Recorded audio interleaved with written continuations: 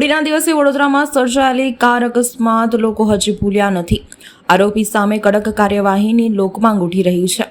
હોળીના તહેવારના દિવસથી જ શહેરમાં અકસ્માત થવાનો સિલસિલો જાણે શરૂ થઈ ગયો છે, જેમાં 2 દિવસ દરમિયાન 73 અકસ્માત સર્જાયા છે।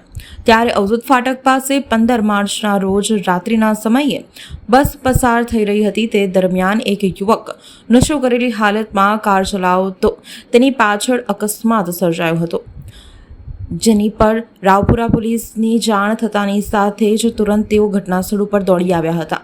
ત્યારે કારમાં બેઠેલા લોકો પૈકી કાર ચાલક નશો કરેલી હાલતમાં હોય। પોલીસે તેના વિરુદ્ધ ડ્રિંક એન્ડ ડ્રાઈવનો કેસ કરીને આગળની કાર્યવાહી હાથ ધરી છે।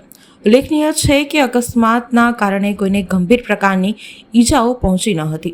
ઉલ્લેખનીય છે કે કેટલાક નબીરાઓ કે વિકૃત માનસિકતા ધરાવતા લોકો પોતાના વાહનોને માર્ગ ઉપર રમફાટ દોડાવે છે, તેના કારણે નિર્દોષનો ભોગ બની જતા હોય છે। 2 જવાબદાર લોકો સામે પોલીસ તંત્ર દ્વારા કડક કાર્યવાહી કરવામાં આવી છે।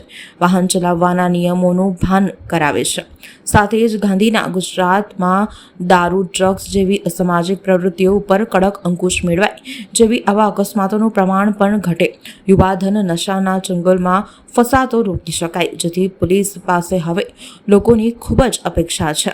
વાસ્તવિકતા ધરાતલ પર અસરકારક કામગીરી બજાવે અને વડોદરાને અકસ્માત મુક્ત અને નશા મુક્ત બનાવે।